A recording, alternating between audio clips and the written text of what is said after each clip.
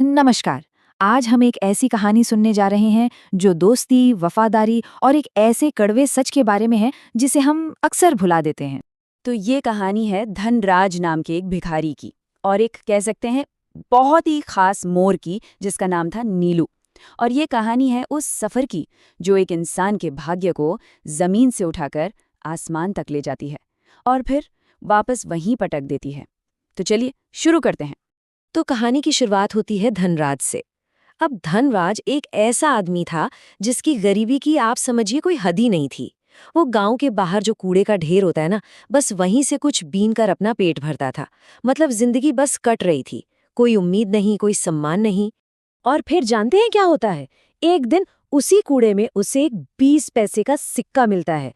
सोचिए, बस 20 पैसे। लेकिन धनराज के लिए वो कोई मामूली सिक्का नहीं था, वो तो उसकी पूरी दुनिया की दौलत थी। उसने उसे ऐसे संभाला मानो कोई बहुत बड़ा खजाना हाथ लग गया हो।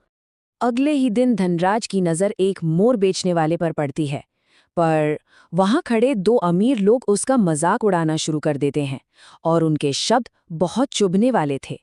लेकिन धनराज बेचारा चुपचाप सब सुनता रहा। और बस यहीं से कहानी एक ऐसा मोड़ लेती है जिसकी किसी ने कल्पना भी नहीं की होगी। इतना मजाक उड़ाए जाने के बाद भी धनराज ने कुछ ऐसा किया जो जो किसी की समझ से परे था। उसने अपनी पूरी की पूरी संपत्ति, वही एक 20 पैसे का सिक्का, एक छोटे से बेबस मोर के बच्चे को खरीदने में लगा दी। और ये वो फैसला था जिसने उसकी पूरी किस्मत बदल कर रख दी। धनराज उस मोर का नाम नीलू रखता है और जो भी उसे खाने को मिलता वो नीलू के साथ बांटता।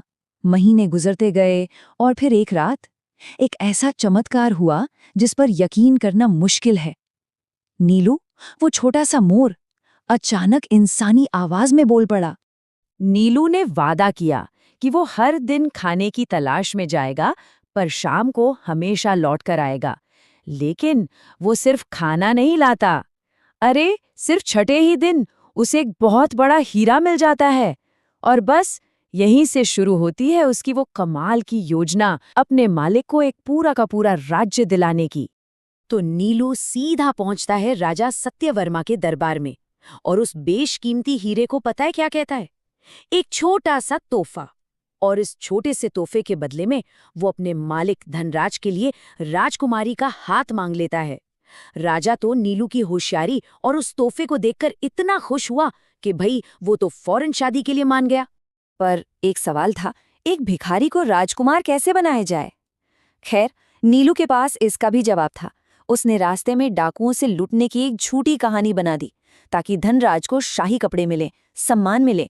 और बस इस तरह वो धनराज जो कल तक कूड़े के ढेर पर था, अब एक राजकुमार बन चुका था। लेकिन बात अभी खत्म नहीं हुई थी। धनराज का भविष्य पूरी तरह से महफूज करने के लिए नीलू का असली मिशन तो अब शुरू होना था। वो पहुंचता है एक वीरान शहर में, एक ऐसा शहर जो खजानों से भरा था, लेकिन उस पर पहरा था एक खतरनाक 7 सिरों वाले नाग, काली नाग का। और फिर जो लड़ाई शुरू होती है, उफ!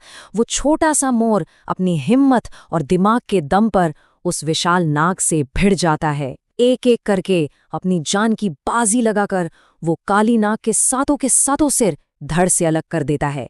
और इस तरह वो पूरा शहर, उसका सारा अनमोल खजाना अपने मालिक धनराज के नाम कर देता है।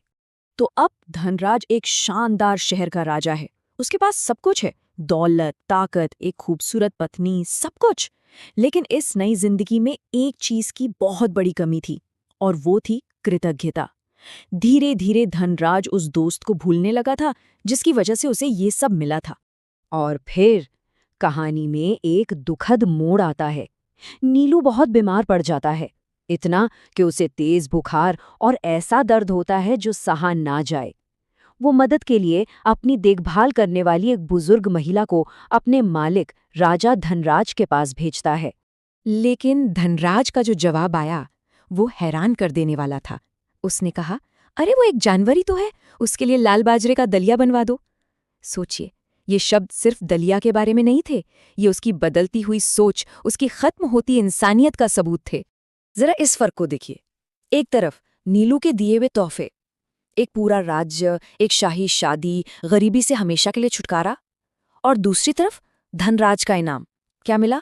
लाल बाजरे का दलिया, कड़वे बोल और पूरी तरह से बेरुखी। जब वो बेचारी बुजुर्ग औरत दोबारा मदद मांगने जाती है तो धनराज का गुस्सा 7वें आसमान पर पहुंच जाता है और वो उसे हुक्म देता है कि नीलू को पूरी तरह से अनदेखा कर दे। ये सिर्फ लापरवाही नहीं थी, ये तो जानबूझकर की गई क्रूरता थी। अपने सबसे सच्चे दोस्त से हर रिश्ता तोड़ने की एक सोची समझी कोशिश। रानी मंदाकिनी वो मदद भेजने की बहुत कोशिश करती है, पर तब तक बहुत देर हो चुकी थी। नीलू मर चुका था और कहानी साफ साफ बताती है कि उसकी मौत बुखार से नहीं हुई। उसकी मौत हुई थी एहसान फरामोशी के जहर से। उसे इंसान के धोखे ने, विश्वासघात ने मार डाला था। राजकुमारी मंदाकिनी अपने पति के इस बर्ताव को देखती है और उसे धिक्कारती है। उसके शब्द इस पूरी कहानी का निचोड़ हैं।